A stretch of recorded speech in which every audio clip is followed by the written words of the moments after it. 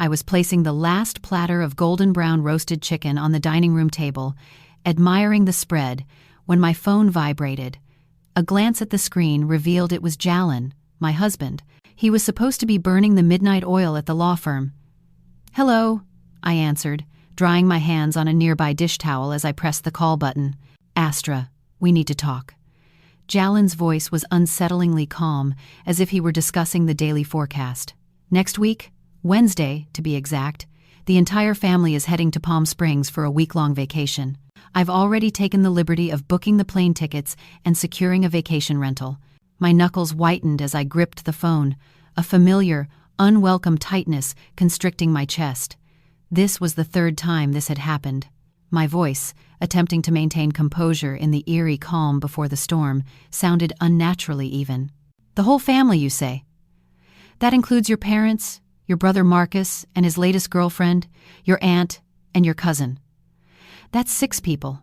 I mustered a deliberately cheerful tone, almost mocking.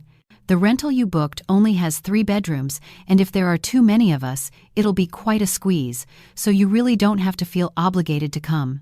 I took a deep, steadying breath, my eyes surveying the meticulously prepared meal laid out before me. 2 main dishes and a comforting soup, all carefully chosen as Jallen's favorite. Now, all that lovingly prepared food, along with my hopes for a quiet, intimate dinner together, was destined for the trash. "Oh, I see. Well, you all have a wonderful time." My voice sounded distant, like a faint echo in a canyon. "I knew you'd understand, Astra. You're the most accommodating person I know." I could practically hear his sigh of relief through the phone. "Oh, and while I'm gone, don't forget to water the flowers in the garden and my precious succulents." "Right. Okay." I hung up the phone, standing frozen in place, the weight of his words sinking in. The phone screen went black, like a light being extinguished within my heart. The third time in 3 years of marriage, and not once had I been included on their annual family getaway. The first time, the flimsy excuse was that I had just suffered a miscarriage and a long trip would be too taxing for me. The second, my demanding job made it difficult to take time off. This year, he hadn't even bothered to concoct a believable excuse. I began to clear the table mechanically, scraping the untouched food into the garbage disposal. Suddenly, my wrist trembled, and a plate slipped from my grasp, shattering on the floor. The shards scattered across the tile, a stark reflection of how I felt at that very moment, a marriage that appeared brilliant on the surface, yet crumbled at the slightest pressure. My phone buzzed again, pulling me from my thoughts. It was the family group chat. A message from my mother-in-law. "Guys, we're doing Palm Springs again this year. We leave Wednesday, so don't forget the sunscreen. They say it's going to be scorching." A flurry of celebratory emojis followed the announcement. I stared at the words. The whole family. To them, I wasn't family. I was just a stranger, an unpaid housekeeper, someone easily forgotten. I pulled out a family photo from last year's trip to San Diego. Jallen had his arm slung casually around his brother Marcus. My mother-in-law, decked out in a flashy sundress, sat proudly in the center, and my father-in-law, looking characteristically solemn, stood stiffly to the side. Next to them were his cousin and Marcus's then-girlfriend. All 7 of them were beaming against the backdrop of the blue ocean and swaying palm trees. That day, I was home alone, battling a high fever. I called Jallen, and he coldly told me, "Take some Tylenol and get some rest. You'll be fine. We're on a boat, and the signal is terrible. Gotta go." And then he abruptly hung up. I sank to the floor, picking up the jagged ceramic pieces one by one. I cut my finger, and blood welled up, but the physical pain was insignificant compared to the deep ache in my soul. My phone rang again. It was my best friend Serena, initiating a video call. I quickly wiped my eyes, pasted on a fake smile, and answered, "Serena, you wouldn't believe the outrageously angry client who stormed into the salon today." Serena's cheerful voice stopped abruptly. She squinted, bringing her face closer to the screen. "What's wrong with you? Your eyes are all red." "Nothing. I was cutting an onion, and they started stinging." I attempted to smile, but it didn't reach my eyes. "Don't lie to me. You think I've known you for over 10 years for nothing." Serena's brow furrowed with concern. What did that jerk Jallen do this time? Under her piercing gaze, my carefully constructed armor crumbled. In a few hushed words, I explained everything, my voice barely a whisper. I feel like I'm the one being made fun of. You? It's Jallen and his family who are making fools of themselves. Astra, wake up! These people clearly don't see you as family. I fell silent. Deep down, I already knew it was true. I just didn't want to admit it, to voice the painful reality. 3 years ago, at our stunning wedding, Jallen had knelt before me and promised me a lifetime of happiness. The image was still vividly etched in my mind. How had we ended up here in what felt like the blink of an eye? Astra. Serena's voice suddenly turned serious, cutting through my reverie. You remember you signed a prenup, right? I nodded slowly. It was a month before the wedding. Jallen had suddenly proposed a prenuptial agreement, claiming it was a long-standing family tradition. Although it made me deeply uncomfortable, I signed it to prove that I wasn't after his money. The house is in your name. That's separate property, right? It was a wedding gift from my parents. We registered it as a separate asset, solely in my name. I frowned slightly, confused by her line of questioning. Why do you ask? No reason. Serena hesitated, choosing her words carefully. I just want you to start taking better care of yourself. Hey, since his family is going away next week, why don't you come and stay with me for a few days, so you're not all alone? I gently declined her offer, appreciating her concern but needing to be alone with my thoughts. After we hung up, I stood by the living room window, gazing out at the meticulously manicured lawn that Jallen had so carefully tended. We had bought this house when we got married. My parents generously provided the down payment, and I covered the renovation costs with the money I had diligently saved over years of hard work. Jallen's family contributed a minimal amount, but they insisted that his name be added to the deed. The ridiculous excuse was that a man needed to maintain appearances. The night wore on, each minute heavier than the last. I showered and slipped into bed like an automaton, my movements devoid of feeling. Jallen wouldn't be home tonight either. He was supposedly working late. For the past 6 months, his extended hours had become increasingly frequent, and I had stopped bothering to ask questions, sensing the futility of it all. Lying there, staring blankly at the ceiling, a nagging thought crossed my mind. Did I really want to continue this charade of a marriage?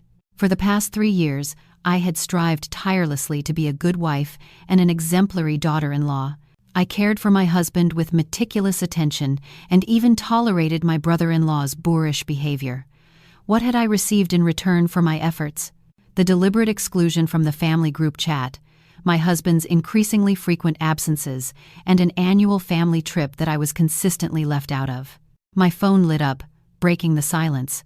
A message from Jallen. Honey, you still awake? I'll be gone next week, so make sure to lock the door tight. Oh, and my mom wants you to buy her some gifts typical of Palm Springs. Buy some nice gift boxes tomorrow and get them ready for her. Reading the message, a strange feeling bubbled up inside me, a mixture of disbelief and anger that turned into laughter, laughing until tears streamed down my face. That's it. This is really the end. How long do you plan to keep lying to yourself, Astra? I wiped away the tears and sent a message to Serena. Are you free tomorrow? I need some legal advice, and I need it now. The cold moon shone high in the sky, casting long shadows across the landscape. I knew that some things were simply irreversible, broken beyond repair. The morning sun crept through the bedroom curtains, signaling a new day. I opened my eyes, but the other side of the bed was still empty. Jallen, as expected, had not come home last night. It was the 7th time this month. I got up and opened the closet. My fingers brushed past countless dresses before stopping at an elegant pantsuit. I chose it deliberately for today. Jallen always said that dresses made me look like the quintessential model wife. I washed my face and studied my reflection in the mirror. My 2 9-year-old face already showed signs of profound exhaustion.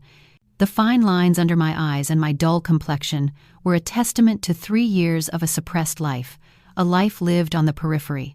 I carefully covered the traces of last night's crying with makeup, determined to face the day with a semblance of strength. Ding-dong. The doorbell rang, breaking the silence of the morning. Through the peephole, I saw Serena's signature short hair and sharp, knowing gaze. She was holding 2 coffees in a paper bag, the delicious aroma of freshly baked pastries wafting through the air. I knew you wouldn't have had breakfast. As soon as I opened the door, she thrust the food into my hands. "I got you an Americano with a little milk and no sugar, and your favorite almond croissant." The rich aroma of the coffee was strangely comforting, a small act of kindness in a world that felt increasingly cold. In this vast city, besides the barista at my local coffee shop, Serena was the only one who remembered my preferences. Jallen didn't even know that I was severely allergic to peanuts. Last year, at a family gathering, he had insisted on serving me a salad brimming with nuts, declaring it to be absolutely delicious. "Tell me, what kind of legal advice do you need?" Serena wasted no time, taking her laptop out of her bag and getting straight to the point. I stirred my coffee thoughtfully, gathering my courage and weighing each word carefully. If I wanted to get a divorce, how could I protect my rights? What am I entitled to? Serena's eyes lit up, a spark of triumph in their depths. "Finally, you've come to your senses." She quickly opened several files on her laptop. "First, we need to clarify your financial situation. You said the house is in your name, right?" "Yes. It was a wedding gift from my parents. I registered it as my exclusive property, but after we got married, Jallen insisted on adding his name. For appearance's sake, he said, and I, being the naive softy that I am, agreed." I forced a bitter smile, the memory still stinging. Serena's forehead wrinkled slightly, a sign of her focus. "When was that?" "About 6 months after the wedding. He asked me every day, constantly pressuring me. He said that all his co-workers' wives had done it, and he was the only one who hadn't, and that it was embarrassing him at work." Serena's fingers flew across the keyboard, her mind already racing through the legal ramifications. "This is a bit complicated, but since it was originally a separate asset and you paid the down payment, that portion of the house and its subsequent appreciation rightfully belong to you." "Who paid for the renovation?" "Mostly me. With the money I saved from work, about $70,000. Jallen's family contributed about $15,000. "Do you have proof of these payments?" "Yes. I kept the renovation contract and all the receipts." Serena looked satisfied, a small victory in a long and arduous battle. "The next thing is to gather evidence. Do you know exactly how much Jallen earns?" The question caught me off guard, leaving me momentarily blank. Jallen's income. Since we got married, we had always managed our finances separately. He had given me an approximate figure, but I had never asked for the specific details. "He earns about $100,000 a year. He gives me $100 a month for household expenses. The rest, we handle independently." Serena's eyebrows nearly met in the middle, her expression a mixture of disbelief and outrage. "What? You've been married for 3 years, and you still have separate accounts? And you've been paying the mortgage on the house?" My voice trailed off, shame creeping in. Jallen said he had to invest his money wisely and that his parents were getting older, so he needed to have a financial cushion for their medical expenses. "Astra!" Serena slammed her hand on the table, her voice filled with exasperation. "Don't you realize they're scamming you? This isn't a normal marriage. This is financial abuse." My eyes filled with tears again, the weight of the realization crashing down on me. Even to me, hearing it aloud made it sound utterly ridiculous. To the outside world, I was the woman who lived in a luxurious house and drove a high-end car. But the reality was that I had to think twice before buying a decent winter coat. Meanwhile, Jallen had gifted his mother a $20,000 gold bracelet without a second thought. "We need to find out his actual financial situation," Serena said, her tone serious and determined. "Do you have access to his computer or any financial documents?"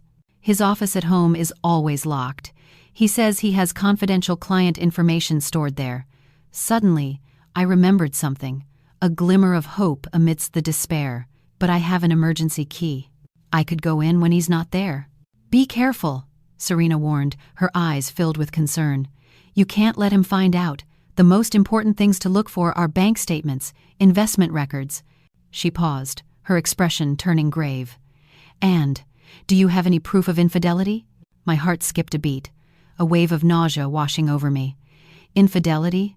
A possibility that I had desperately tried to ignore, burying it deep within the recesses of my mind, was finally coming to the surface. After Serena left, I stood hesitantly in front of the office door, the emergency key clutched tightly in my hand. When we got married, we had promised to respect each other's privacy. Because of that promise, I had never entered his personal space without his explicit permission. Today, I had to break that sacred rule, to confront the truth, no matter how painful it might be. The sound of the key turning in the lock seemed unnaturally loud, amplified in the silent house. When I cautiously opened the door, a faint, lingering scent of men's cologne wafted out, subtly invasive. The office was impeccably tidy, almost sterile. The law books on the shelves were arranged meticulously by height, and there wasn't a speck of dust on the pristine desk. I checked the drawers, my heart pounding in my chest. In the top one, I found a few unimportant work documents, neatly organized. In the middle one, several photo albums were stacked. I opened them at random, flipping through the pages. They contained mainly pictures of Jallen and his family, with only a handful of photos of the two of us together. The bottom drawer was locked, an anomaly that only heightened my suspicions. Looking around the room, my eyes fell on a small safe hidden discreetly behind the bookshelf. Jallen had bought it last year, claiming it was for storing important documents. I tried our anniversary date. Error. His birthday. Error. Finally, almost as an afterthought, I entered his mother's birthday. The safe clicked open, the tumblers releasing their secrets. Inside, there was a stack of meticulously organized documents. On top of everything, a folded copy of the property deed to our house. My heart went cold as I unfolded it, my hands trembling. It was indeed the deed to my house, but under the owner section, it clearly stated Jallen Black and Astra Miller in joint tenancy. I remembered perfectly that in the beginning, the agreement was only about adding his name with a minor share. He had manipulated me, subtly altering the terms to benefit himself. I continued searching, driven by a desperate need to know the full extent of the betrayal, and found several bank statements. The balance in Jallen's account stunned me. It wasn't the $150,000 he had led me to believe. It was nearly $1.5 million. Furthermore, every month there were regular transfers, ranging between $3,000 and $15,000 to an individual with the name Valerie. At the bottom of the safe, nestled amongst the documents, was an elegant velvet jewelry case. I opened it with trembling hands, revealing a dazzling diamond necklace that I had never seen in my life. The receipt, tucked neatly inside, stated Tiffany's. The price exceeded $25,000. The purchase date was my birthday last year, the very day he had given me a simple, inexpensive bouquet of flowers. Beneath the jewelry case, I found another photo, tucked away like a guilty secret. It showed Jallen hugging a young woman by a resort pool. They were wearing matching swimsuits and smiling radiantly at the camera. On the back, in my husband's unmistakable handwriting, was a note. To my love, Valerie, in Palm Springs, August 2023. That was the exact week he had claimed to be on an important business trip, working late into the night. My world came crashing down around me, the carefully constructed facade of my marriage shattering into a million pieces. All his extra hours, the successive absences, the inexplicable expenses, everything suddenly made sense, fitting together like a cruel and devastating puzzle. The vibration of my phone nearly made me drop the incriminating photo. It was Jallen. Honey, I won't make it for dinner tonight. I have a work dinner that I can't miss. I stared at the message, then looked at his profile picture on the messaging app. He was sitting in a luxurious restaurant, bathed in soft lighting. Reflected in the wine glass on the table was a hand with long, red-painted nails on the other side of the table. When I zoomed in on the image, the blurred silhouettes of him and a long-haired woman could be seen in the window's reflection, sharing a romantic moment. In that moment, my mind became strangely clear, all the fog and confusion lifting, all my doubts and self-blame, the nagging feeling that something was terribly wrong, had finally found their answers. I wasn't paranoid or overly sensitive. I was just an idiot who was being cheated on, betrayed by the person I had trusted most. Calmly, I took pictures of all the evidence, meticulously documenting each betrayal, and sent them to Serena's encrypted email account. Then, I put everything back in its place, carefully recreating the scene as if nothing had happened.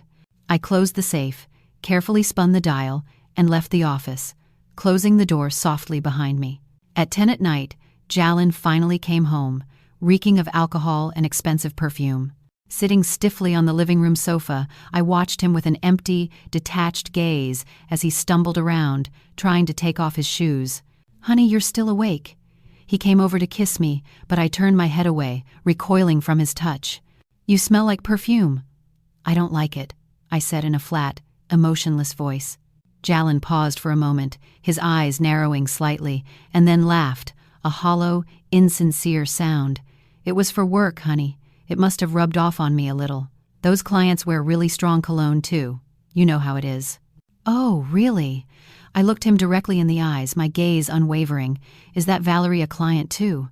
Jallen's expression froze, his face paling visibly. His drunkenness seemed to vanish instantly, replaced by a cold, calculating look. "What? What are you talking about?" "Nothing," I said, standing up, my voice devoid of inflection. "It just occurred to me. You must be exhausted, having to entertain that client so many times a month." Jallen's face went from red to white, a clear indication of his guilt. "Astra, listen to me. I can explain everything." "You don't need to explain anything." I cut him off, my voice firm. "I'm tired. I'm going to sleep. I have to go buy those gift boxes for your mom tomorrow. You didn't forget, did you?" I turned around and walked into the bedroom, leaving him standing alone in the living room with a completely bewildered expression on his face. As I closed the bedroom door behind me, I leaned against it, listening intently. I heard his nervous footsteps pacing outside the door, and then his voice whispering urgently on the phone, his words too low to make out. He was undoubtedly calling Valerie, warning her that the carefully constructed facade was about to crumble. My phone lit up, vibrating softly in my hand. A message from Serena. "Evidence received. With this, he's done. Come to the office tomorrow, and we'll talk in detail. And this time, listen to everything I say." I replied with a simple, "Okay," and deleted the conversation history, erasing the digital breadcrumbs of my actions. I lay down in bed, staring up at the ceiling, my mind strangely calm.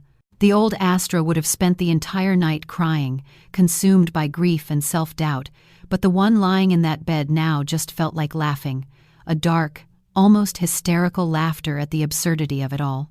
Jallen carefully opened the bedroom door and slipped into bed next to me, as if nothing had happened, as if he had nothing to hide. In the darkness, I could hear him deliberately holding his breath, pretending to be asleep, hoping to avoid any further confrontation. "Jallen." I broke the silence suddenly, my voice low but clear. "What resort are you going to in Palm Springs?" His body tensed visibly beside me, betraying his feigned slumber. "Just a normal resort, nothing special, one that the company has a deal with for corporate events. You know." "Oh, really?" I chuckled softly, a hint of sarcasm lacing my tone. "It's not the Oasis Club again, is it? They say the private villas with the individual pools are super expensive, only for the most discerning guests." Jallen sat up abruptly in bed, his movements jerky and panicked. "Have you been spying on me? Is that what you've been doing?" "Spying?" I turned to look at him, my expression unreadable. The moonlight illuminated his face, revealing the twisted mix of panic and anger contorting his features. "Is there really a need for that? You conveniently forgot to block me on Facebook in November of last year, when you checked in at the Oasis Club. By the way, the Tiffany's necklace in the picture was absolutely beautiful. You have excellent taste." Jallen's face contorted with rage. "Astra, how dare you look at my phone without my permission? You have no right. Compared to you cheating on me, lying to my face for months, me glancing at your phone really isn't a big deal, don't you think? Especially considering the fact that you bought your mistress a $25,000 gift with money that should have been used to support our marriage." I got out of bed and turned on the bedside lamp, illuminating the room. 3 years of marriage with separate accounts, with me subsidizing your lifestyle. I've been an idiot, selflessly serving your whole family, and it turns out you had someone else on the side, laughing at me behind my back. Jallen, you really don't disappoint me. You've truly exceeded my expectations." Jallen's face turned deathly pale. Suddenly, he grabbed a nearby pillow and threw it with all his might against the wall, the feathers exploding in a cloud around the room. "Stop it! Just stop! Do you think I did it because I wanted to? I'm sick of seeing that long face of yours every day when I come home, of your constant complaining and nagging. Valerie is 100 times more affectionate and understanding than you'll ever be. She knows how to make a man happy, how to make him feel appreciated. I watched his mad outburst in silence, observing him as if he were a specimen in a lab. Suddenly, it all seemed so utterly ridiculous, so utterly pathetic. This was the man I had defied my parents to marry, the man I had believed in with all my heart. A coward who, after cheating, still had the audacity to blame others for his own failings. "All right, let's get a divorce," I said lightly, shrugging as if the decision were insignificant. "You can go off with that Valerie of yours, and I'll live my life in peace, finally free from this suffocating charade." "Divorce?" Jallen burst out laughing, as if I had just told him the joke of the century. "In your dreams, half of this house is mine, don't forget. If you get a divorce, how are you even going to live? Your measly salary won't even cover the mortgage. You'll be begging on the streets." So, that was it. He had it all figured out, had carefully planned every step of the way. He was sure that I would never dare to ask for a divorce, that I was too weak and financially dependent to leave. He thought he had me trapped. Seeing his smug, self-satisfied face, I smiled. "Well, we'll just have to see about that, won't we?" Jallen hadn't expected that reaction, that flicker of defiance. He was left speechless, his carefully laid plans momentarily disrupted. I lay back down, turned off the light, and turned my back on him, signaling the end of the conversation. I could feel his gaze of bewilderment and anger fixed on my back in the darkness, burning with resentment. "Astra," he finally said through clenched teeth, his voice laced with threat. "Don't you dare do anything stupid. I've had my eye on this house for a while now. My brother Marcus is getting married soon, and he needs a place to live. This would be perfect for him." So, that was the ultimate goal. I closed my eyes, my nails digging into my palms. The whole family had been planning this for a long time, meticulously plotting my downfall. They wanted to take everything from me, live in my house, and in the end, steal it from me to give to my brother-in-law. I was nothing more than a pawn in their twisted game. Jallen started snoring, the sound grating on my nerves like nails on a chalkboard. I didn't sleep a wink all night, tossing and turning, my mind racing. At dawn, before the first rays of sunlight peeked through the curtains, I got out of bed quietly, moving with a newfound determination. I packed a small bag with some essential clothing and important documents, carefully selecting the items I would need to start a new life. Then, I left the house stealthily, slipping out the back door like a thief in the night. The morning air was exceptionally fresh and clean, a stark contrast to the stale, suffocating atmosphere I had been living in for so long. I took a deep breath, filling my lungs with the crisp air, and called Serena. "Serena, I've decided. I'm going to get back everything that's rightfully mine. I'm not going to let them win." On the other end of the line, Serena's voice was filled with steely determination, matching my own. "That's the spirit. I knew you had it in you. I'll be waiting for you at the office. The war has officially begun." I hung up the phone and hailed a cab, my heart pounding with a mixture of fear and excitement. In the rearview mirror, I watched the house where I had lived for the past 3 years, the house I had poured my heart and soul into, get smaller and smaller, receding into the distance. This time, I wasn't going to falter. This time, I was going to fight for myself. Serena's office was located on the 28th floor of a gleaming glass skyscraper in the heart of the downtown Los Angeles financial district, a symbol of power and success. I sat in the sterile meeting room, the panoramic view of the city spread out before me. On the table in front of me, Serena had printed out all the evidence I had gathered, meticulously documenting Jallen's lies and betrayals. "The situation is even worse than I initially thought," she said, adjusting her glasses and focusing her sharp gaze on the documents. "According to these bank statements, over the last 2 years, Jallen has transferred a total of $330,000 to that Valerie person. This is a clear act of dissipation of marital assets, a deliberate attempt to diminish the value of your shared wealth." I nodded in silence, absorbing the information, trying to remain calm. My fingers unconsciously traced the cold, hard numbers on the page, each digit a painful reminder of the depth of his deception. $330,000, the equivalent of several years of my salary, and he had given it so easily to another woman without a second thought for my well-being. But the most serious thing is this, Serena continued, her voice grave as she unfolded a separate stack of papers, her expression turning serious. I checked Jallen's credit history. 3 months ago, he took out a home equity loan for $800,000. The stated purpose for the loan was home renovation. But you didn't have any recent renovation plans for your house, did you? $800,000. I looked up in shock, my voice barely a whisper. He didn't say a word to me about any of this. He never mentioned a loan. Of course he wasn't going to tell you. Serena scoffed, rolling her eyes. That money, 1 week after it landed in his account, was transferred to Valerie in 5 separate installments. I think that scumbag bought that woman a house with your money, Astra. He used your home as collateral to finance his affair. My voice trembled, the weight of the betrayal almost unbearable. Do you really think so? Is that even possible? It's very likely, Serena confirmed, her voice grim. But that's not the most urgent problem we're facing right now. Look at this. She opened a digital file on her laptop, displaying a series of text messages. It's a transcript of text messages between Jallen and his brother Marcus. I got this through a special, highly confidential channel, Serena explained, her tone serious. It's difficult to use as direct evidence in a lawsuit due to the way it was obtained, but it's more than enough for us to know what they were actually planning, to understand the scope of their deception. One message from Marcus read, "Bro, did you tell your wife about the home equity loan on the house yet? I'm getting a little nervous. What if she finds out?" Jallen replied, "Not yet. I was planning to tell her after the Palm Springs trip. She's been acting a little weird lately, though. I think she suspects something is going on with Valerie." Marcus responded impatiently. "So what? We need to make a down payment for the condo my girlfriend and I saw next week. Don't be in such a hurry. My name is also on the deed to the house. Even if she objects to the loan, she can't do anything about it. If she gets difficult or tries to make trouble, I'll just tell Mom to talk to her. She always listens to Mom. You know how easily influenced she is." I stared at the weight on my chest was crushing, like a screen turned into a rock.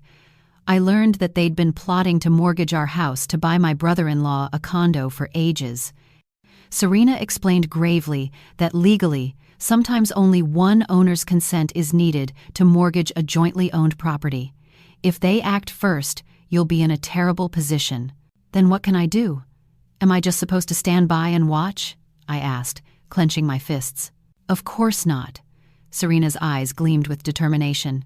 We have to beat them to it. Your parents made the down payment, and you paid for most of the renovations. You have proof of all of it. We can argue that Jallen is primarily responsible for the breakdown of the marriage and request a new division of assets. I paused, considering this. Then, an idea struck me. Serena, what if I could prove that the joint tenancy deed was forged by Jallen? Serena's eyes widened. You have proof? I'm not sure, but I distinctly remember that it was originally a tenancy in common.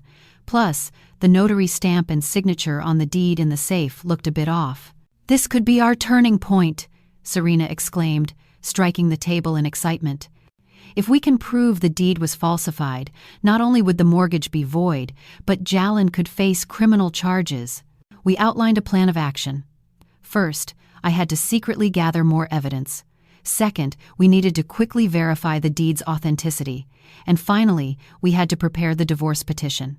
As I was leaving her office, Serena handed me a set of keys. It's a small apartment I own. It's empty right now. Stay there for a while. Don't go back to the house. A cornered Jallen is capable of anything. I hugged her gratefully.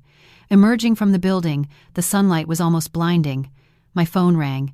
It was Jallen. I took a deep breath and answered. Astra, where have you been? Jallen's voice was laced with anger. My mom just called. She said you still haven't sent her the gift boxes. She needs them for tomorrow. I almost laughed. After everything that had happened, his first reaction was to berate me for neglecting an errand for his mother.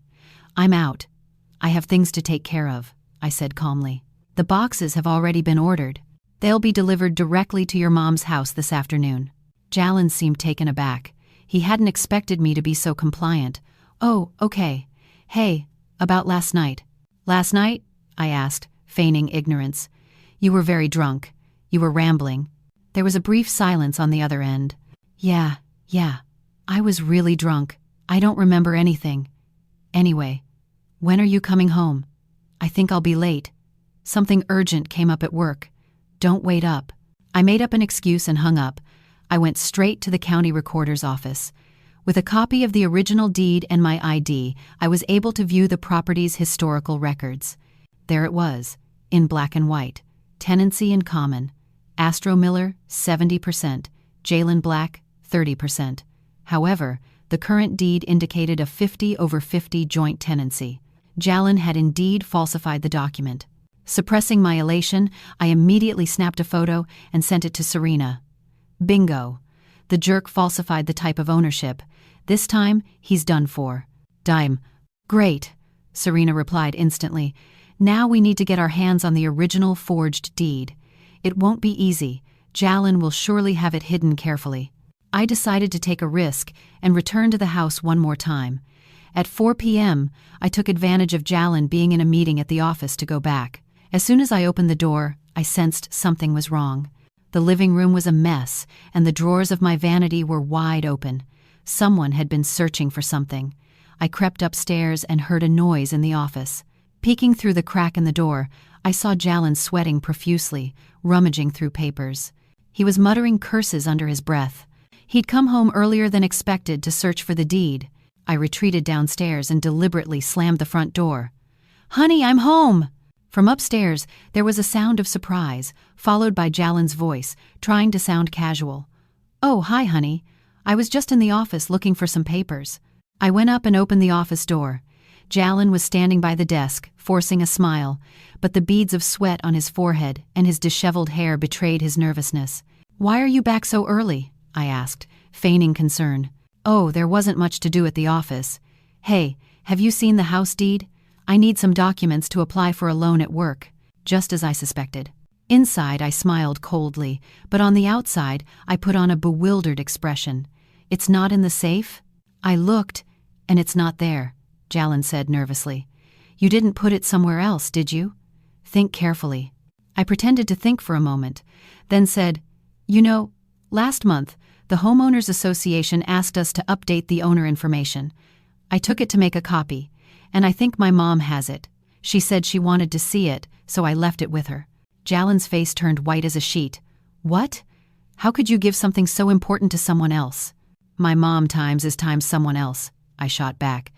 "Besides, my name is on the deed too. What's the problem with my own family having it?" Jallen was speechless, a vein throbbing on his forehead. "Go get it right now. I need it urgently for work. My mom left on a trip. She won't be back until next month," I said, blinking innocently. "Are you in such a hurry? Then get the loan with the condo you have in your name." Jallen owned a small condo in his name as a separate asset that he rented out. Of course, he didn't want to touch his own property. "Forget it. I'll find another way," he snapped irritably. Suddenly, he seemed to remember something. "Hey, do you really not remember anything I said last night? You said a lot of things. You talked about Valerie, about Palm Springs, about a necklace." I watched as his face hardened, and then I laughed. "I'm kidding! You didn't say anything. You slept like a log." Jallen's face, a picture of relief, was priceless. He stepped closer to hug me. "Honey, I've been so busy lately, and I've been neglecting you. When I get back from the trip, we'll spend some time together. Just the two of us." I skillfully evaded his arms. "Hurry up and pack. You have an early flight tomorrow." Jallen awkwardly withdrew his arms and went upstairs. Watching his back, I knew I had to keep up the charade. The most important thing now was to keep him calm and buy myself some time. After dinner, Jallen received a call and rushed out, probably to meet Valerie and finalize their strategy. I immediately searched the office thoroughly. Finally, on the highest shelf, hidden inside a thick criminal law manual, I found the forged deed. I quickly photographed it as evidence and put it back in its place. As I was about to leave, an envelope in the desk drawer caught my attention. To my surprise, I found a drafted mortgage loan agreement. The appraisal of the house was $1,200,000, the loan amount $800,000, and the stated purpose was joint family investment. But the most terrifying thing was that, in the space for the borrower's signature, my signature had been forged very convincingly, It wasn't mine. Jallen had forged my signature. With trembling hands, I photographed all the evidence and carefully returned everything to its place. Just as I was about to leave the office, my phone rang. It was my mother-in-law, Astra. Her voice was as arrogant as ever. "The gift boxes are arriving tomorrow, right? They have times to be the good ones, with gold details. Don't mess it up." "Yes, Mom. Don't worry. Everything is ready," I replied, repressing my nausea. She continued with her orders. "While we're on vacation, don't forget to water the plants at home once a week. Jallen's succulents are very expensive. Oh, and I have some pickles in the fridge that I made. They'll be ready next week, so take them out and put them in the sun to dry." I responded with monosyllabic replies, glancing at the clock. It was already 10 p.m. Jallen still hadn't returned. I decided not to wait any longer. I packed some clothes and important documents and left the house for Serena's apartment. On the way, I called my parents and explained the situation in broad strokes. Contrary to my expectations, my dad didn't scold me for not listening to him. Instead, he said firmly, "Honey, whatever decision you make, your family will always be on your side. We gave you that house. Don't let that man's family take it from you." On the other end of the line, I heard my mom crying. "My poor girl, how could you go through all this without telling us?" After I hung up, I finally broke down, crying uncontrollably in the back seat of the taxi. I wasn't fighting alone. My pride had only prevented me from showing my vulnerability to my family. Serena's apartment was small but cozy. I took a hot shower and, lying in bed, reviewed my findings. Jallen's crimes were becoming more and more evident. Infidelity, concealment of assets, falsification of documents, and a signature on a contract. Any of them was enough for him to pay a high price in court. My phone lit up. A text message from Jallen. "Honey, an unexpected business trip came up. I'll be gone for a few days. I'll meet the family directly in Palm Springs. We'll talk about the house when I get back." I smiled disdainfully and didn't reply. I went on Facebook and saw that Valerie had posted something new. "Thanks for coming. Best gift ever." The attached photo showed a Tiffany's bracelet and a man's hand. The watch on that man's wrist was the one I had given Jallen for his birthday last year. Calmly, I took a screenshot, saved it, and turned off my phone.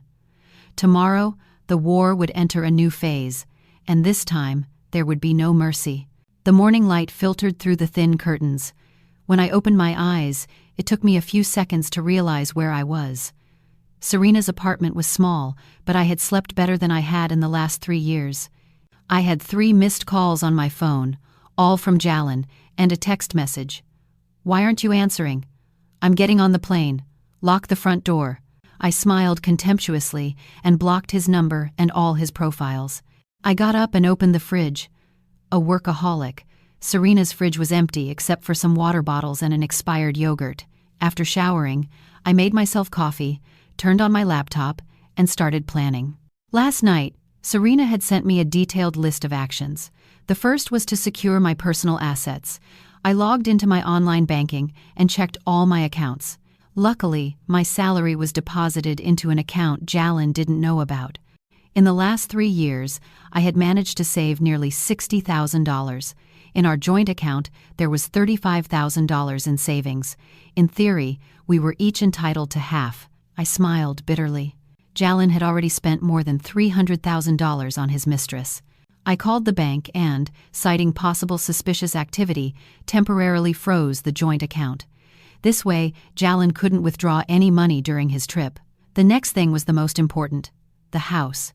Following Serena's advice, I had to report the deed as lost and quickly request a duplicate. But first, I had to ensure Jallen couldn't interfere. My phone rang. It was my dad. "Honey, I talked to my old friend, the lawyer, Mr. Jameson.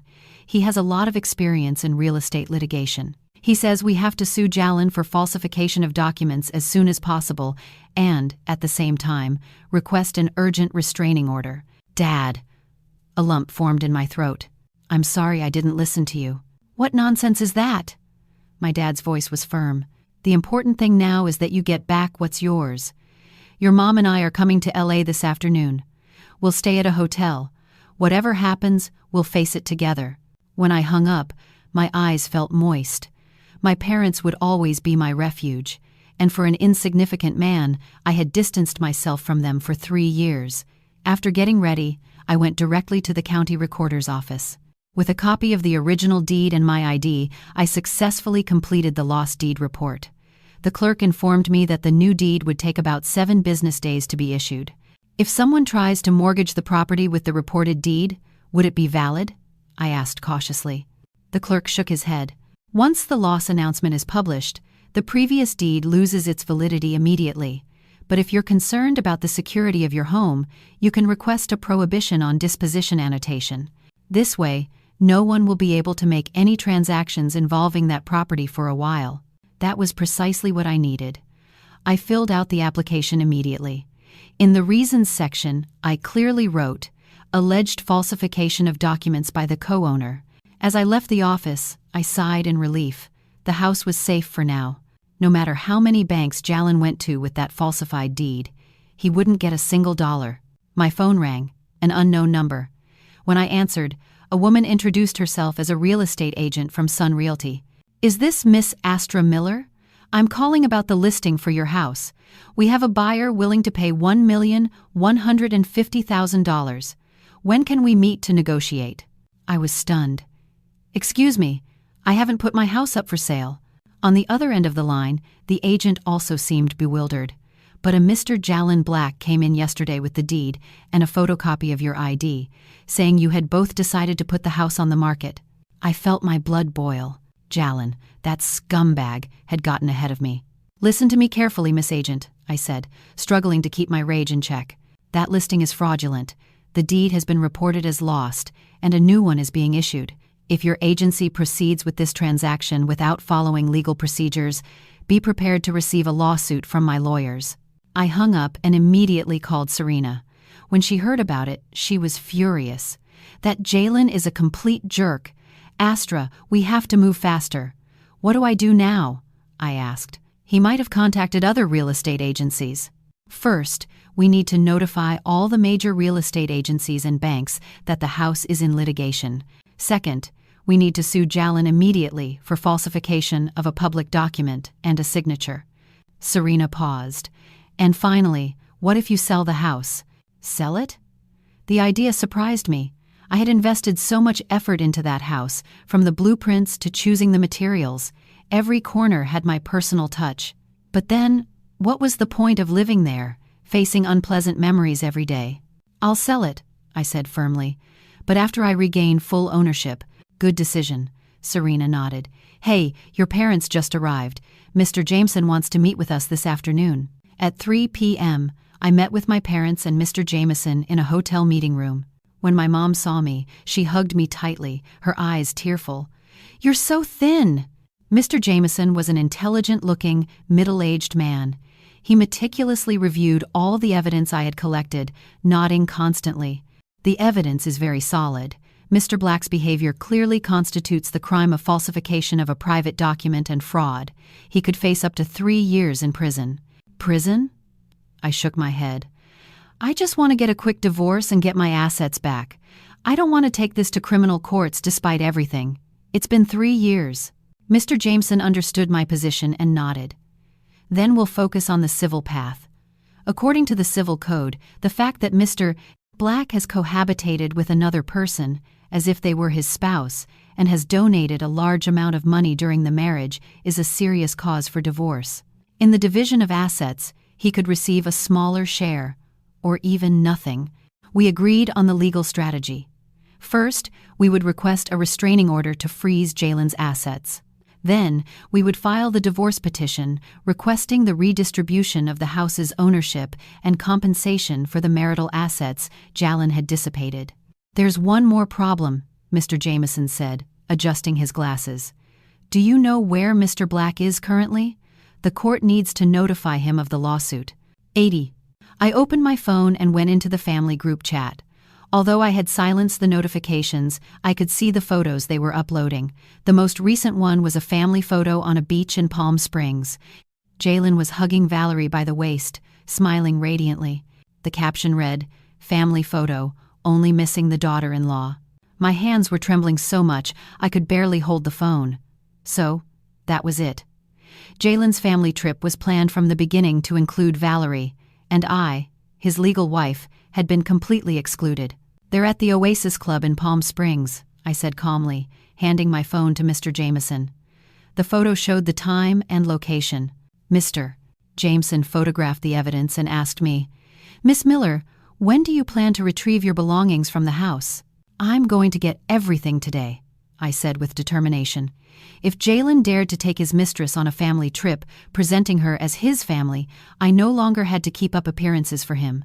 When I returned to the house, I began systematically packing my belongings: the books from my college years in the office, the clothes and shoes from the walk-in closet, the dishes I had so carefully chosen in the kitchen.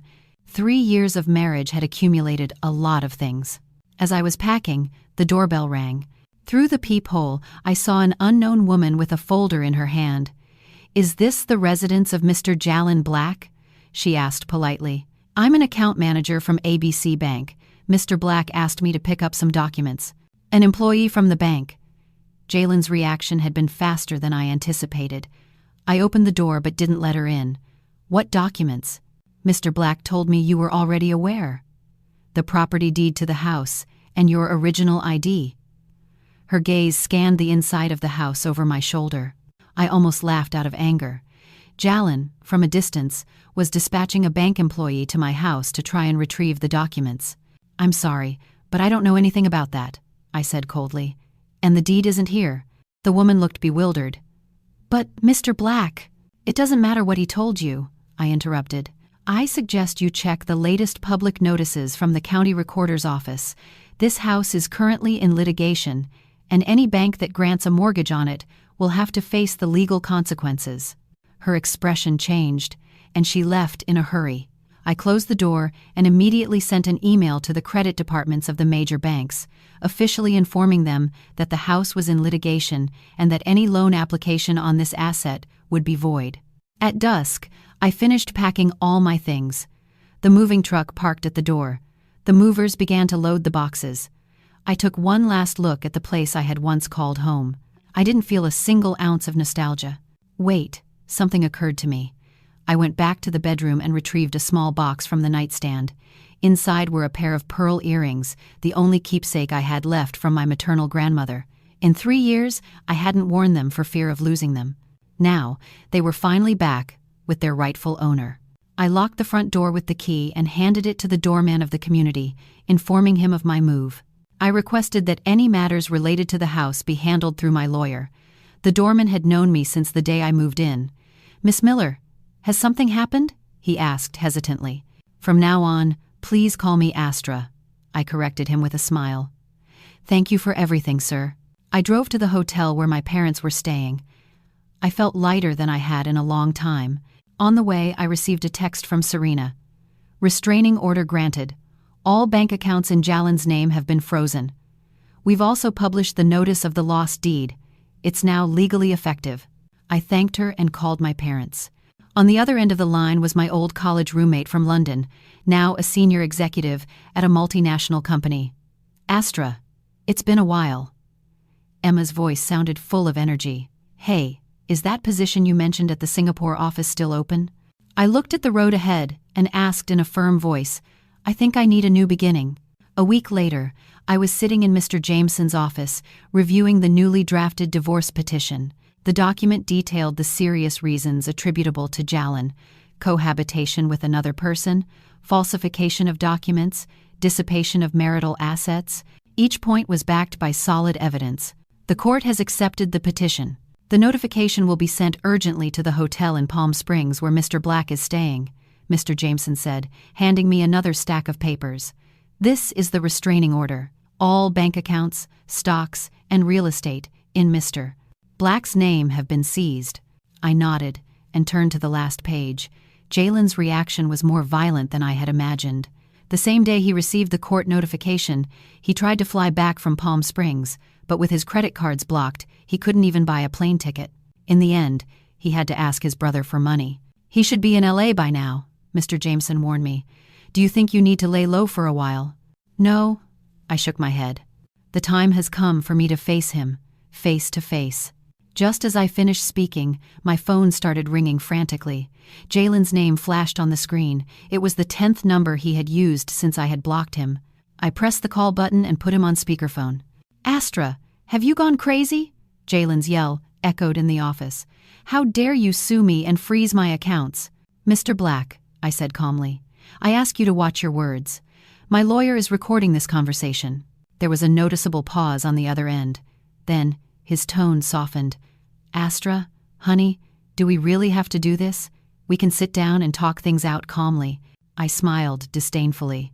"When you forged the deed and—" Here's the translation of the provided text into American English, rewritten with a interpret and clarify style, allowing for slight expansion. "My signature on the mortgage contract. Why didn't you think to even discuss it with me? And when you whisked your mistress away on a trip, introducing her as family, where was the consideration to talk things over?"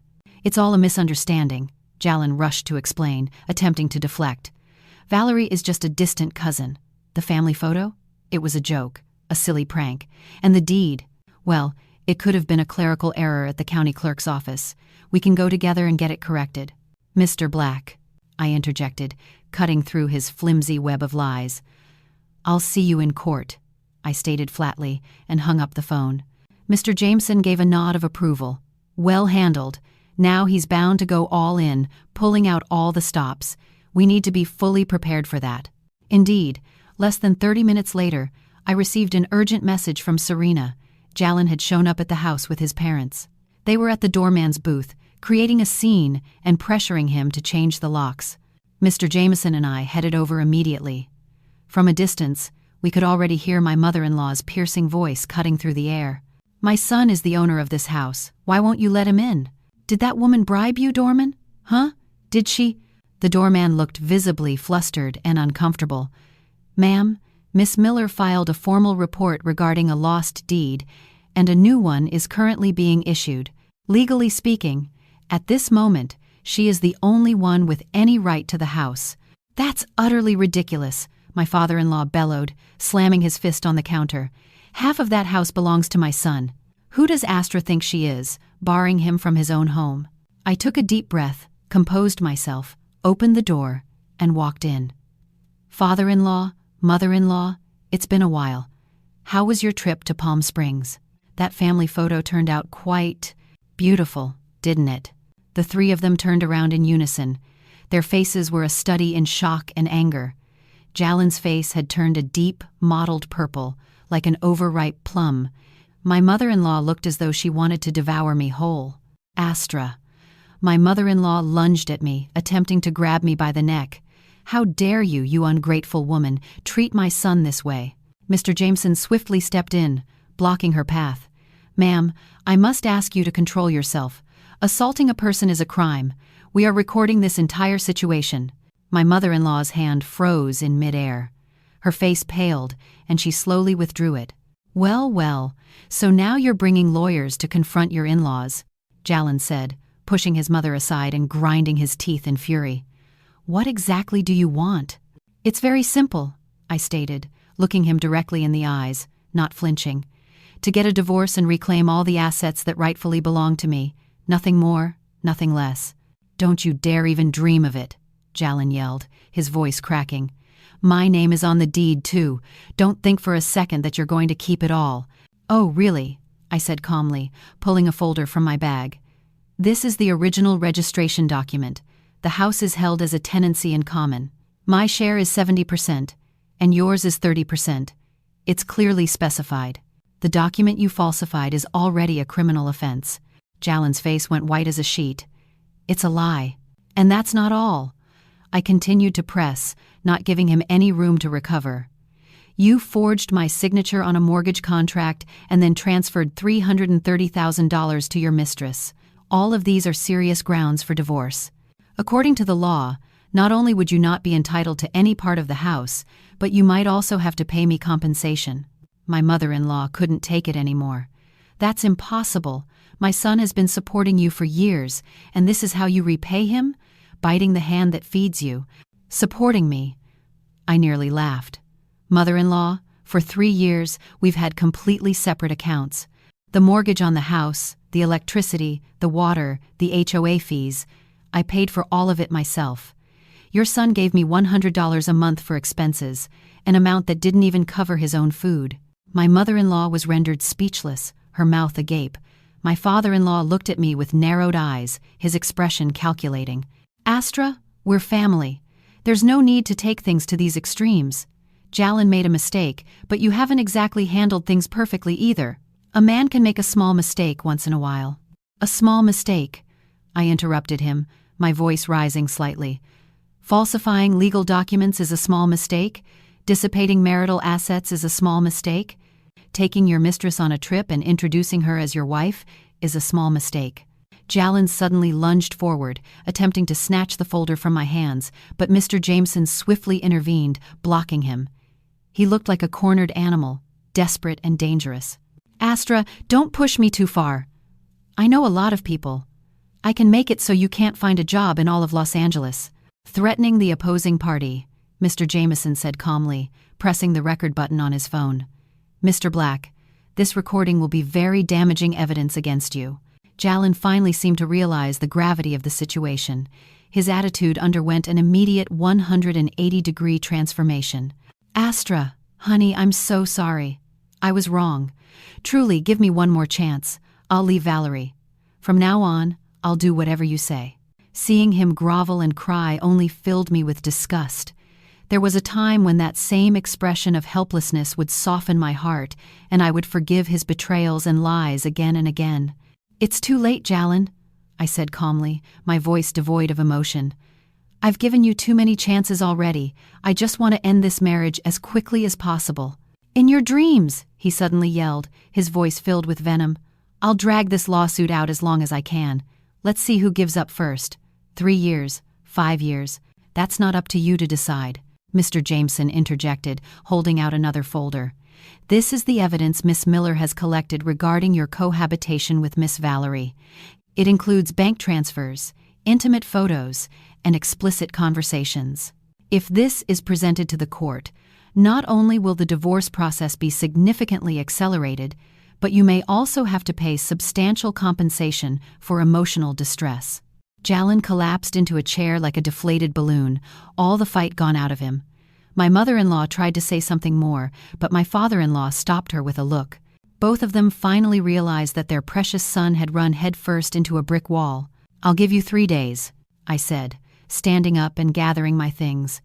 If you agree to a mutual divorce, the house is mine, and the rest of the assets will be divided according to the law. If you want to continue with the lawsuit, we'll see each other in court, but be prepared to face all the legal consequences. As I left the doorman's booth, I sighed in relief, the tension finally starting to ease. The sun warmed my face as I stepped outside. My phone rang. It was an email from Emma.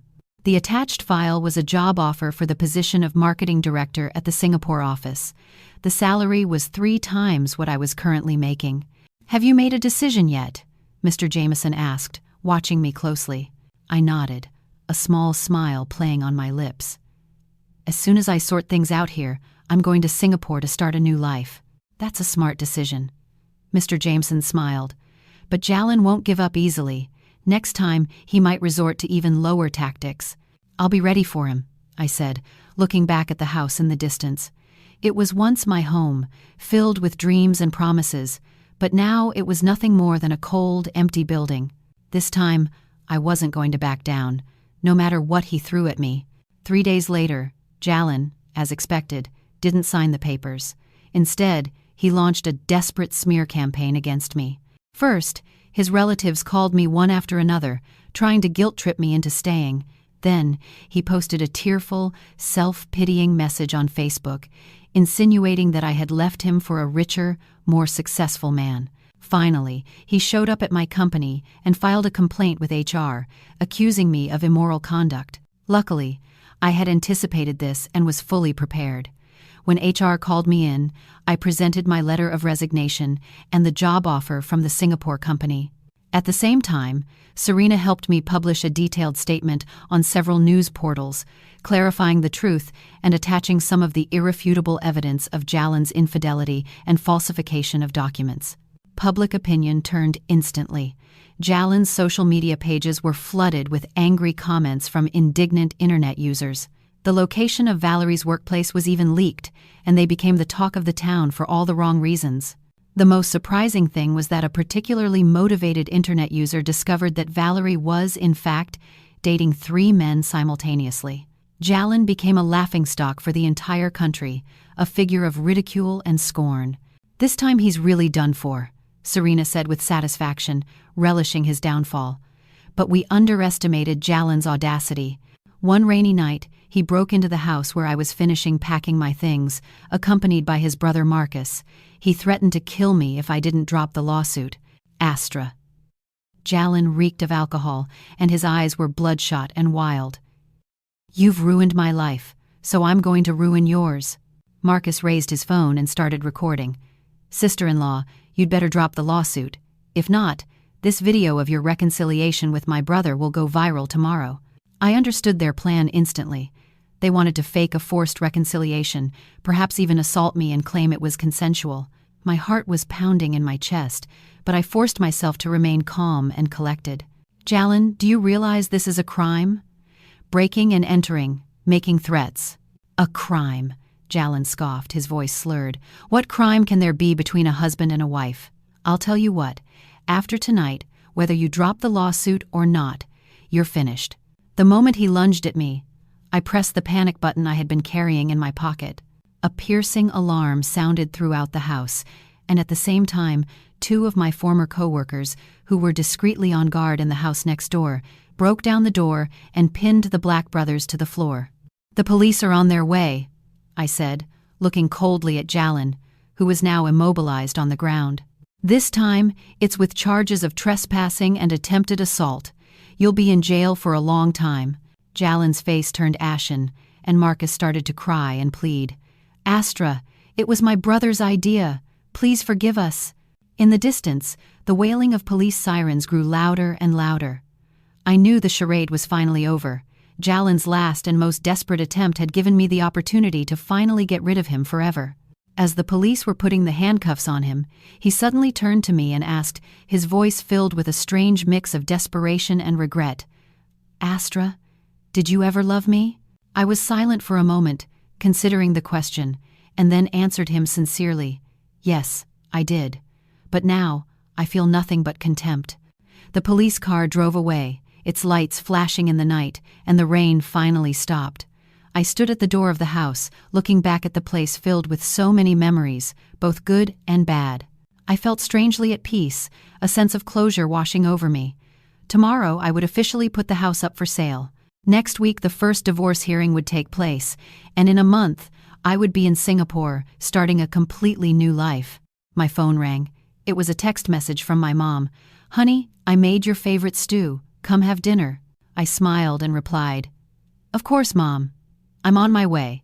A single star shone brightly in the night sky, a beacon of hope guiding me forward. The day before the first divorce hearing, I received a call from the police. Jallen, during his trip to Palm Springs, had used the falsified deed to obtain a loan of $120,000 from a small financial company. Now, the company had discovered the forgery and had reported him to the authorities. "Miss Miller, you are one of the victims in this case.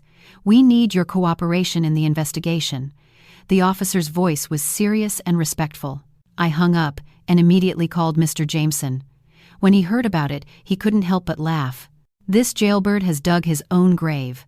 With a falsification of a public document involving that amount of money, he's facing a prison sentence of at least 3 years. "Prison?" I asked, surprised. "It's very likely," Mr. Jameson said with certainty, "and this benefits us immensely in the divorce trial. The judge will recognize Jallen's serious culpability, and the division of assets will undoubtedly be in your favor." I should have been happy, but I felt a strange mixture of emotions: vindication, relief, and a touch of sadness. It was ironic that 3 years of marriage would end this way, not with a bang, but with a whimper and a prison sentence. On the day of the trial, the courtrooms were packed with journalists. Since my story had gone viral, the case had become a topic of intense media interest. Someone had even created the hashtag number #StandStrongAstra, which was trending nationwide. Jallen arrived late, looking disheveled and defeated, accompanied by his parents and his lawyer. In just 2 weeks, he seemed to have aged 10 years. His eyes were sunken and shadowed, and his face was ashen and drawn. When he saw me, a flash of resentment and hatred crossed his gaze, but it was quickly replaced by fear. He knew he was facing not only a messy and humiliating divorce, but also serious criminal charges. The trial itself was surprisingly quick. Jallen's lawyer tried to argue that the money transfers to Valerie were simply innocent gifts between friends and that Valerie was just a distant cousin, nothing more. But when the judge saw the undeniable evidence of the intimate photos and explicit conversations, even the lawyer was rendered speechless.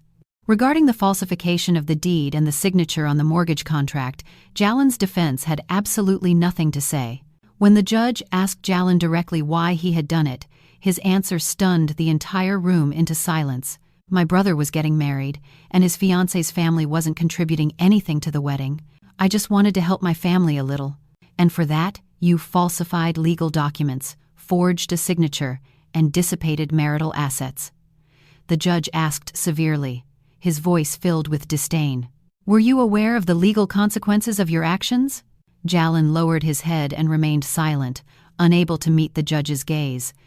His mother, who was sitting in the courtroom, broke down crying uncontrollably until a bailiff escorted her out. During a brief recess, Jallen suddenly approached me, his eyes pleading. Astra, after the 3 years we were married, couldn't you just drop the lawsuit? I'll give you back the house. I don't want the money. Please. It's too late, Jallen, I said calmly, my voice firm. I gave you chance after chance to do the right thing. You chose the worst possible path for yourself. You want to destroy me, don't you? He yelled, his eyes bloodshot with anger and desperation. If I go to jail, my life will be over. You brought this on yourself, Jallen, I said, turning away from him. I refused to look at him any longer. The final verdict far exceeded my expectations. The judge granted the divorce with prejudice, meaning Jallen could never contest it again. The house was fully awarded to me, free and clear. Jallen was ordered to return the $330,000 he had transferred to Valerie. Furthermore, 70% of the savings held in Jallen's name were awarded to me as compensation for damages caused by his actions. In addition, Jallen was ordered to pay all of my legal fees and court costs. As the judge read the verdict, Jallen's face turned ashen, and his mother, who had been allowed back into the courtroom, fainted once again. The journalists' cameras flashed non-stop, capturing the miserable sight of the Black family's downfall for all the world to see. In a blinding shower of flashes, their humiliation was immortalized forever. As I left the courthouse, the sunlight was dazzling, almost blinding after the dim interior. Mr.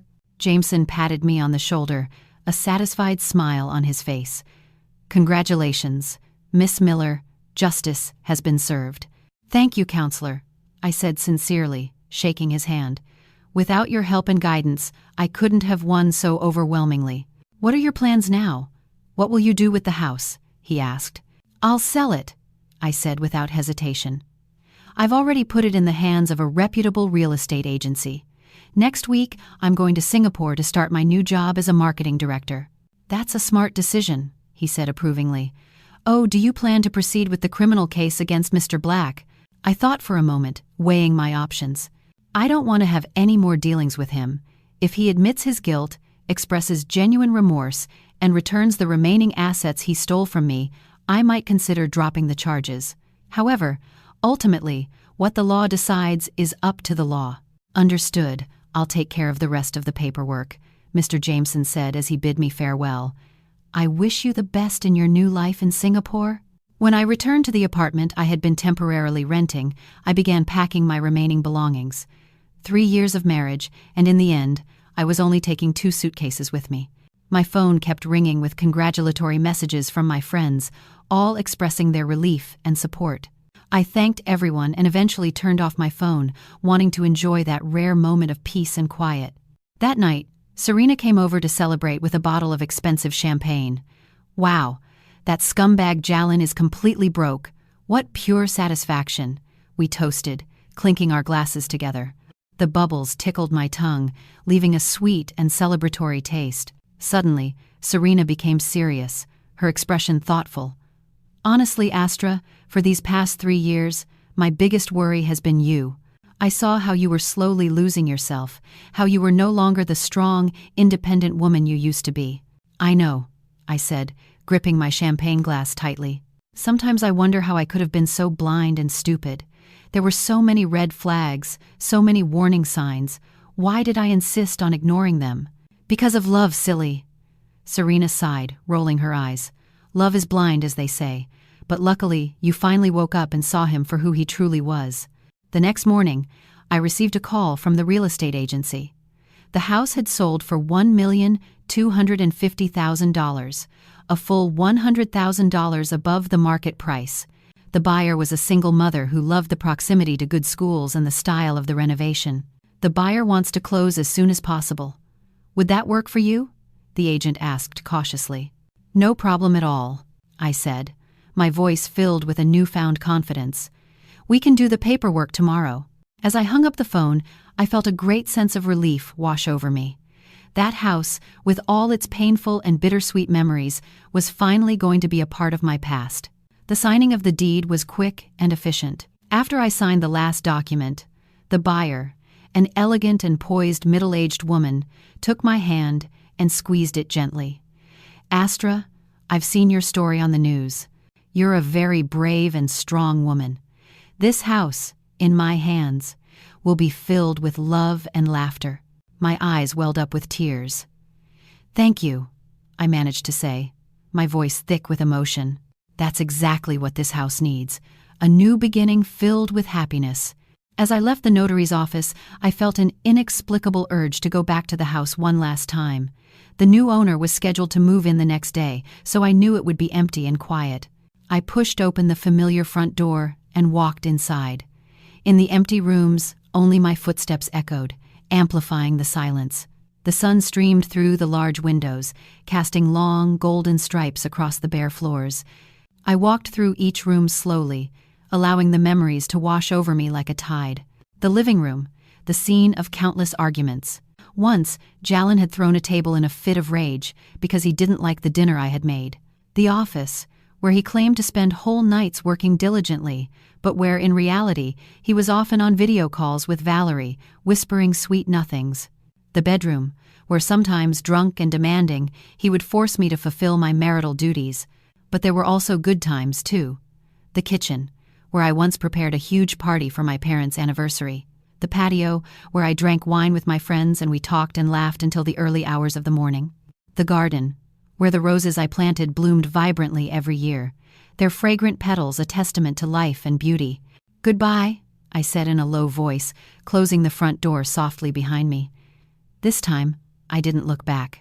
As I left the community, I ran into Marcus, Jallen's brother, at the entrance. He looked gaunt and disheveled, a shadow of his former self.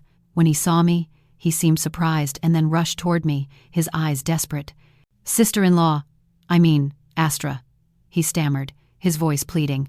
Could you lend me some money?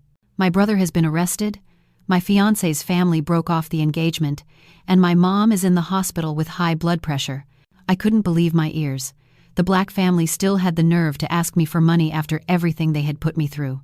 Marcus, I said calmly, my voice dripping with sarcasm. Do you even know that your brother forged my signature to mortgage the house in order to buy that condo for you and your fiancé? His expression shifted, his eyes widening in shock. I didn't know where the money came from. You and your family are truly incredible, I said, my voice laced with bitterness. The fact that your brother is in jail, that your mom is in the hospital, and that your wedding was canceled is nothing but karma. I suggest you start worrying about your own problems for a change. With that, I turned and walked away, refusing to engage with him any further. Marcus, his voice filled with rage and desperation, yelled after me, Astra, you're a cold and ruthless woman. My brother was blind to marry someone like you. I didn't turn around. I simply raised my hand in a final, silent farewell. Back at the apartment, I finished packing the last suitcase. The HR department of the Singapore company had sent me a comprehensive welcome guide, along with helpful tips for finding suitable accommodation. Emma had also prepared a detailed list of things I would need to get settled. A new life was calling me, beckoning me forward with its promise of possibilities. A life that was bright, full of hope, and free from the shadows of the past. That night, my mom called me for a video chat. My dad, standing next to her, kept asking questions and offering unsolicited advice. They both insisted on accompanying me to Singapore, but I gently refused their offer. "Mom, Dad, I'm not a child anymore," I said, laughing. "Besides, Singapore is an incredible country. You don't have to worry about a thing. You can come visit me whenever you want. You'll always be our little girl, no matter how old you get," my mom said, wiping away a tear. "You're going so far away. Please take good care of yourself." "I will," I reassured her, my voice filled with love and gratitude. "And these days, with how easy it is to travel, you can come and visit me whenever you want." I hung up the phone and stood by the window, looking out at the glittering city where I had lived for almost 10 years. Under the bright neon lights, how many untold stories of love, heartbreak, and resilience were unfolding. Mine was just one more, a small piece in the vast mosaic of human experience. My phone rang again. It was Serena. "Astra, I just got a call from the courthouse. That scumbag Jallen confessed to everything. The prosecutor is asking for a 3-year prison sentence for him. His lawyer told me he wants to see you one last time, to beg for your forgiveness." "No," I said firmly, my voice leaving no room for argument. "I have nothing else to say to him. Our conversation is over." "I know." Serena laughed, relieved. "You have your plane tickets and a new life waiting for you. Do you want me to come with you to the airport tomorrow at 3:00 the afternoon? "You don't have to come," I said, touched by her offer. "You know I hate goodbyes. I'll be fine. Just have a good trip." Suddenly, Serena's voice cracked with emotion. "Call me often, okay? And don't forget your old friends when you get a new boyfriend." "What are you talking about? You're my best friend, Serena." "Nothing will ever change that," I said, my voice choked with emotion. A lump formed in my throat. "As soon as I get settled in, I'll invite you to Singapore for a visit. We'll explore the city together and have a blast." The night went on, filled with quiet reflection and a sense of anticipation. I finished packing the last suitcase, carefully folding my clothes and tucking away small mementos of my life in Los Angeles. I turned off the light and lay in bed, staring up at the ceiling. Tomorrow at this time, I would be 30,000 feet in the air, flying toward a completely new life. I closed my eyes, and the memories of the last 3 years passed before me like a slow-motion movie. Pain, betrayal, struggle, awakening, resilience, and ultimately, triumph. In the end, it all had become the force that propelled me forward, shaping me into a stronger, more confident, and more independent woman. I remembered a quote I had read somewhere. "There are paths you must walk alone, tears you must wipe yourself, and pains you must endure in solitude. But when you overcome all that, you will find a better version of yourself."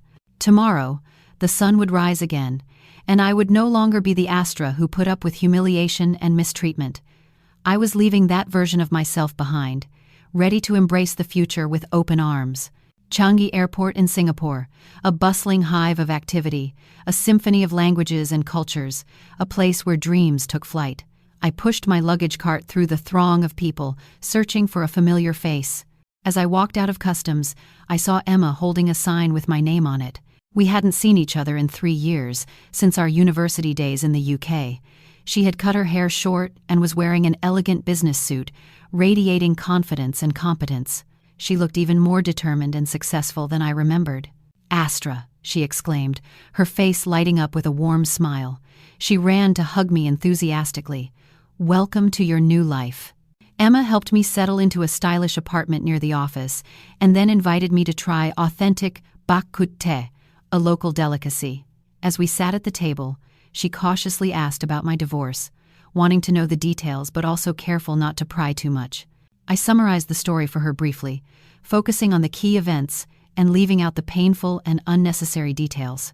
"What a jerk," she said, shaking her head in disbelief. "He should rot in jail for what he did to you." I smiled and shook my head, dismissing the past with a wave of my hand. What's in the past is in the past.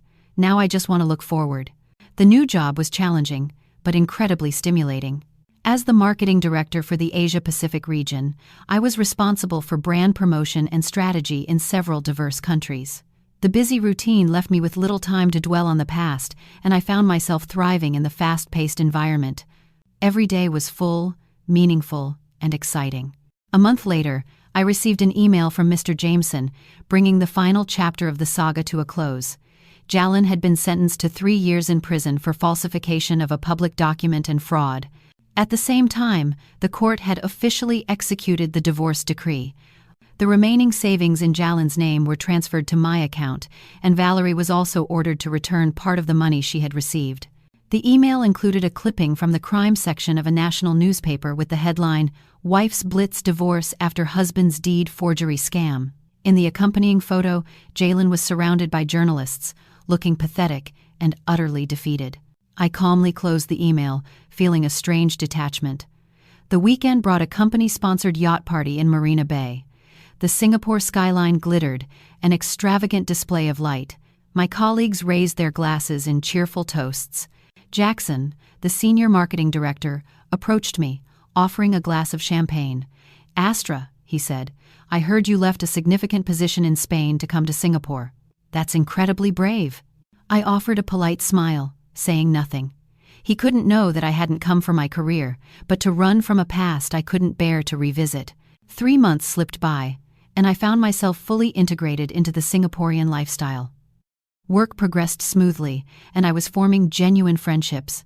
I occasionally posted photos of the local cuisine and scenery on Instagram, and Serena was always the first to like and comment, expressing her envy.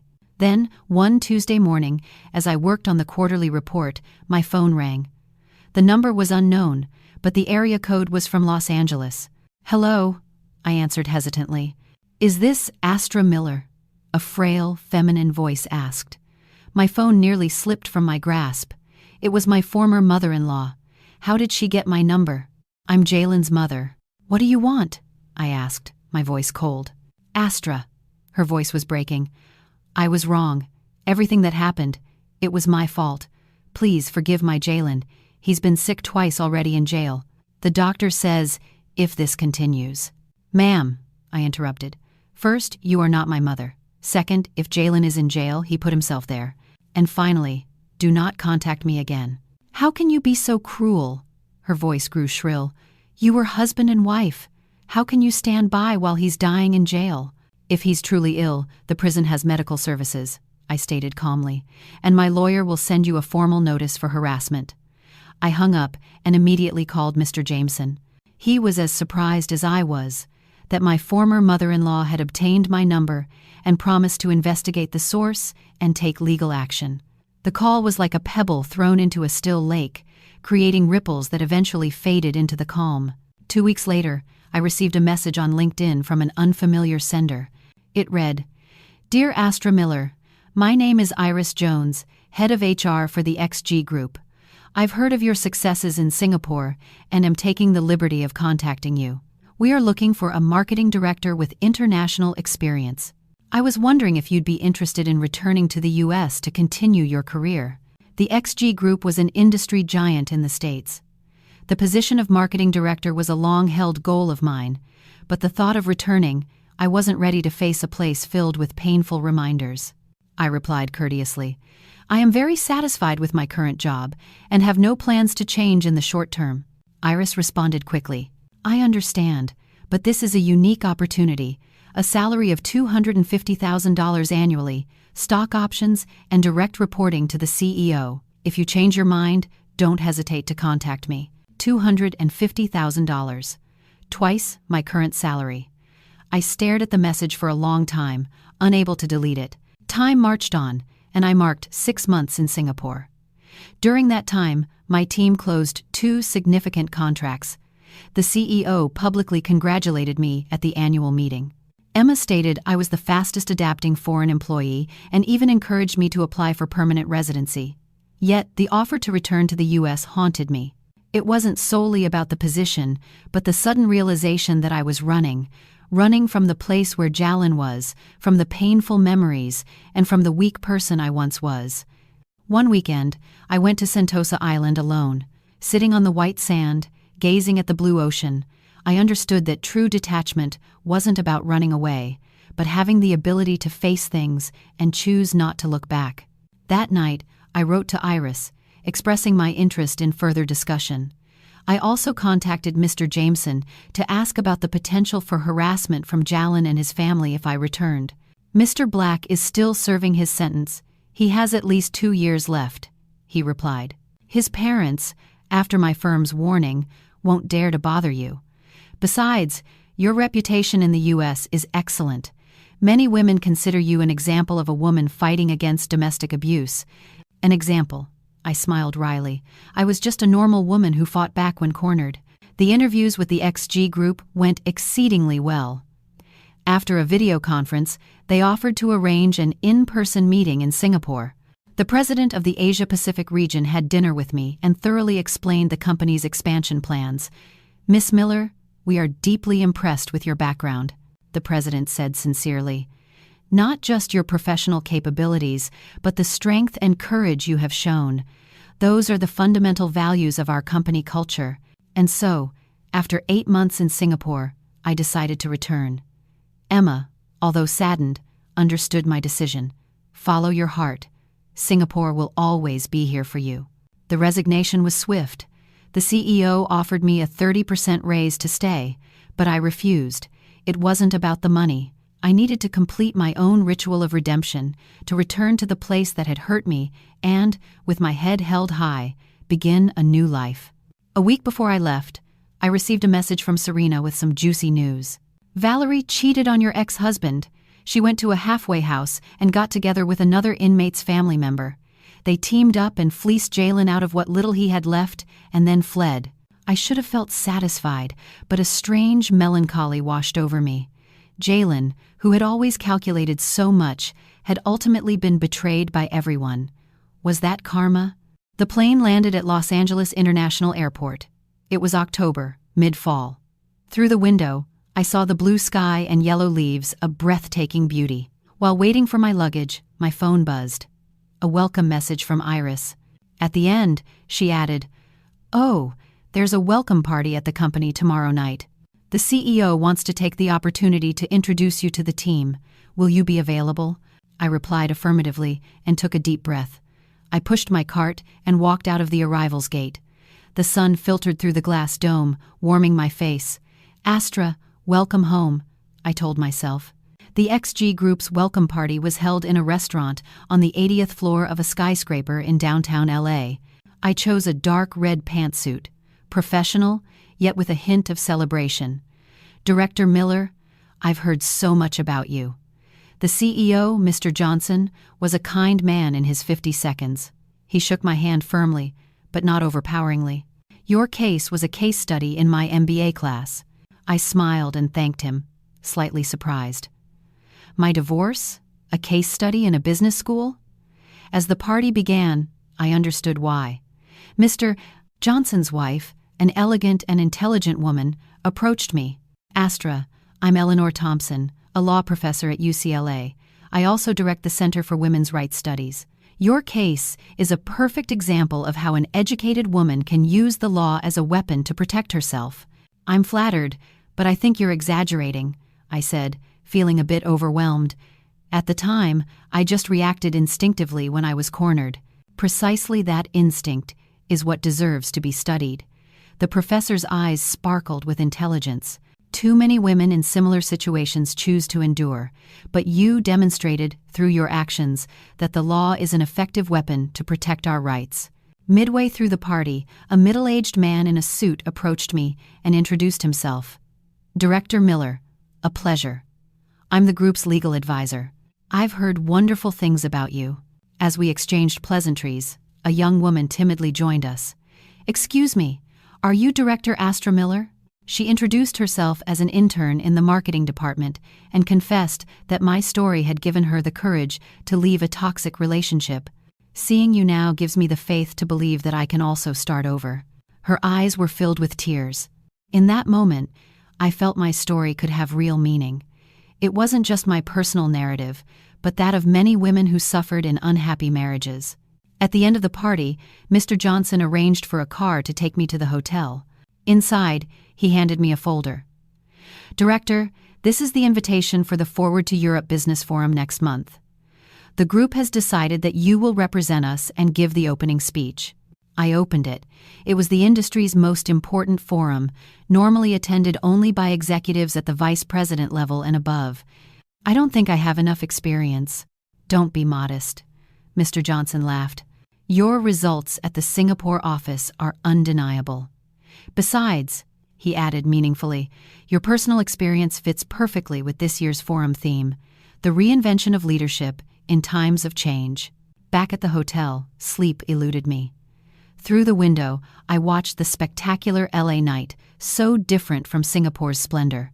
In a single year, my life had completely transformed from being a disrespected wife to a senior executive at a multinational company, from a victim who endured humiliation to an example inspiring others. My phone buzzed. A message from Serena. "How's it going? First day back and you're already adapted. Let's get together tomorrow," I replied with a smiling emoji. "Of course, I have 1,000 things to tell you."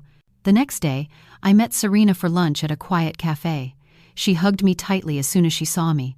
"Wow, Director, that charisma is noticeable from 100 feet away." I laughed and playfully punched her shoulder. "Stop with the nonsense and tell me how your promotion to partner is going." "Don't even get me started." Serena waved her hand dismissively. "The old-timers still say I'm too young, but..." She lowered her voice conspiratorially. "I just landed a big case. Jallen's mother is suing Valerie for restitution of assets." "What?" I nearly spat out my coffee. "What kind of soap opera is this now?" Apparently, my ex-mother-in-law was claiming Valerie had scammed Jallen and was demanding the return of $500,000 in donations. Valerie, in turn, was claiming it was compensation for her lost youth. The two women put on a real show in court. Serena recounted, amused. The mother-in-law calling Valerie A, and Valerie retorting that she hadn't known how to raise her son.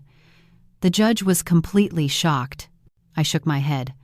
I didn't want to hear any more about that farce.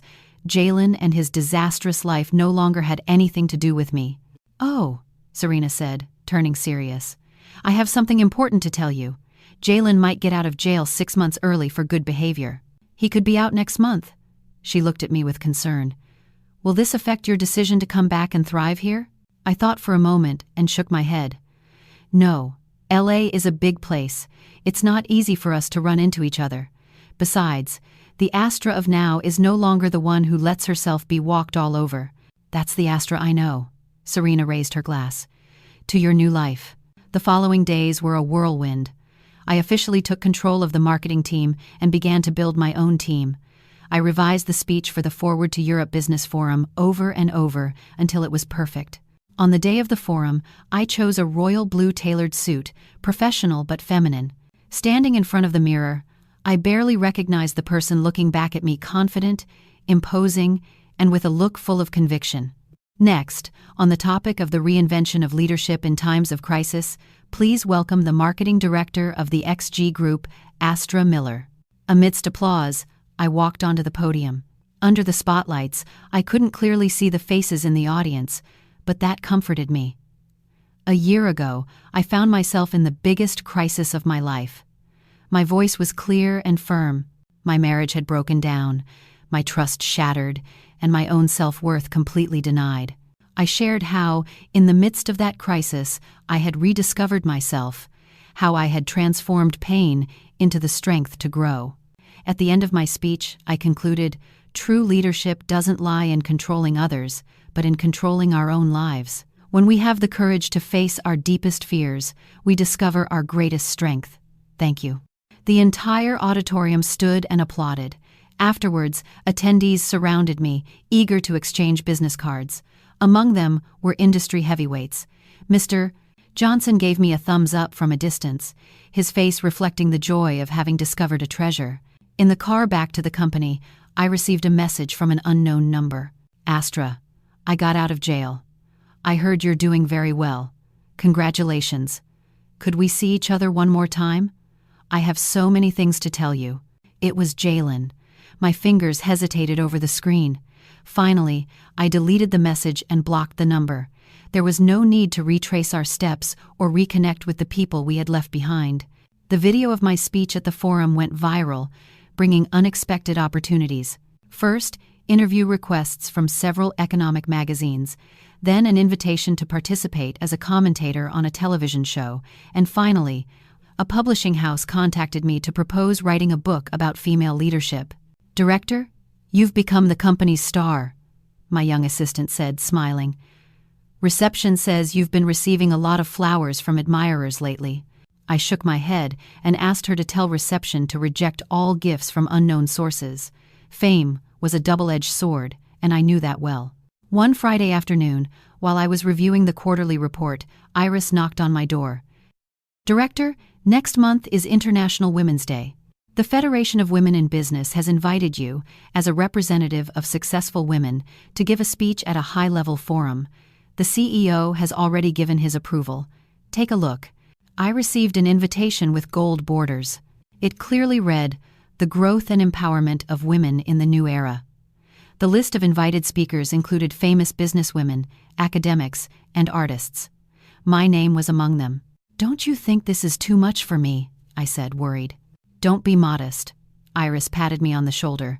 "Director, do you know what they call you online? The comeback queen. The modern Joan of Arc. Your story has inspired countless women." That night, I video called my parents to share the good news. My mom was so emotional she kept crying, and my dad proudly said he would tell the whole family to watch the live broadcast. "Astra," my mom said suddenly, lowering her voice. "That Jallen fellow came to the house a few days ago." My smile froze. "What did he want?" "He said he came to apologize," my dad continued. "The truth is, he looks very gaunt and much more polite. He said he knew he was wrong, that he didn't expect you to forgive him, but would like the opportunity to make it up to you." "Mom, Dad, you didn't give him my number, did you?" "Of course not," my mom hurried to say. "Your dad almost chased him out with a broom." I sighed with relief and asked them not to receive him again. I hung up and stood by the window, looking at the lights of LA. The appearance of Jallen had been like a small stone thrown into the calm of my heart, but the ripples quickly dissipated. The Women's Day Forum was held with great fanfare at the Los Angeles Convention Center. I prepared a speech titled, "The Path of Personal Reinvention for Women, From the Home to the Professional World." I shared how I had left a toxic relationship and reclaimed my self-worth. When we give others the right to define us, we lose our most precious freedom. And true empowerment begins with reclaiming that right. My voice resonated in the hall. Divorce is not terrible. What's terrible is not having the ability to divorce. Being single is not terrible. What's terrible is not having the ability to live alone. The audience erupted in thunderous applause. I saw many women with teary eyes, including my mom. She and my dad had come to LA especially to attend the forum. Afterwards, a white-haired woman, accompanied by an assistant, approached me. I recognized her as a renowned businesswoman. "Astra, what a great speech." She took my hand affectionately. "Sincere stories always have the greatest power. I hope you continue to raise your voice for women." Emotionally overwhelmed, I nodded, speechless. The photographer's flashes went off non-stop, immortalizing the moment. That night, the photo appeared on the front page of major business newspapers. At the reception after the forum, I received countless business cards and collaboration proposals. I was becoming weary of greeting so many people when a familiar figure appeared at the ballroom door. It was Jallen. He was wearing an ill-fitting suit and holding a cheap bouquet of flowers, trying to sneak into the event.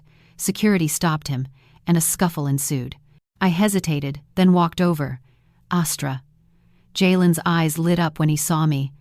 "I just wanted to congratulate you in person. You look stunning." He had lost weight and had dark circles under his eyes. Nothing remained of his former poise. The bouquet looked pathetic. "Jallen," I said calmly, "please leave." "I know I don't have the right to see you," his voice cracked. "I was really wrong. Valerie ran away with all my money. My mom had a heart attack from the shock and is in the hospital. And I've lost my job. It's my karma." Seeing him cry didn't evoke any emotion in me. The wound of the past was so deep that I no longer had the strength to even hate him. "Let's leave the past behind," I said. "I wish you the best, but don't come looking for me again." Jallen suddenly knelt.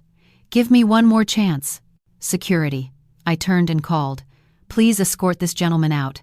2 security guards grabbed Jallen by the arms and dragged him outside. He struggled, yelling as he turned to look at me. "Astra, you're a ruthless woman, after all we've been through." Everyone in the ballroom turned to look and whispered. I composed myself, raised my head, and returned to the event. My mom greeted me with a worried look. I hugged her gently. "Mom, I'm fine." After that night, Jallen never appeared in my life again. Some said he went to the south to work in construction. Others said he returned to his hometown to take care of his sick mother. Whatever the case, it was no longer my business. The success of the forum continued for some time. My followers on LinkedIn skyrocketed, and I received hundreds of messages and collaboration proposals daily. The company appointed me director of the newly created Center for the Development of Female Leadership, granting me an additional package of stock options.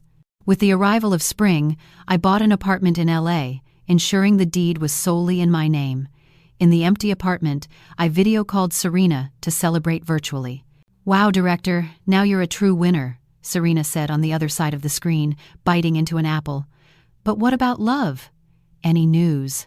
"My work is my love," I laughed, changing the subject. "Hey, and your promotion to partner. Thanks to you, I got it." Serena raised her glass triumphantly. Now, the old-timers at the firm call me counselor with all due respect. We toasted through the screen, celebrating our respective successes. I hung up and stepped onto the balcony. The April air of LA was filled with the scent of lilacs. In the distance, the skyscrapers of downtown gleamed like a galaxy. A year ago, I was trapped in an unhappy marriage. Today, I had transformed into a butterfly, living a life I had never dared to dream of. My phone rang. An email from the editor of the publishing house. He had sent me the revised manuscript. My memoirs, titled Rebirth, were to be published at the end of the year. The editor suggested I add a chapter on building healthy relationships, writing, "Many readers will wonder if, after everything you've been through, you still believe in love." I sat at the desk, opened my laptop, and on a blank page wrote a line. "I believe in love, but I believe more in myself." True security never comes from another's promise, but from self-confidence. Outside, a crescent moon rose silently, painting the world with its ethereal glow.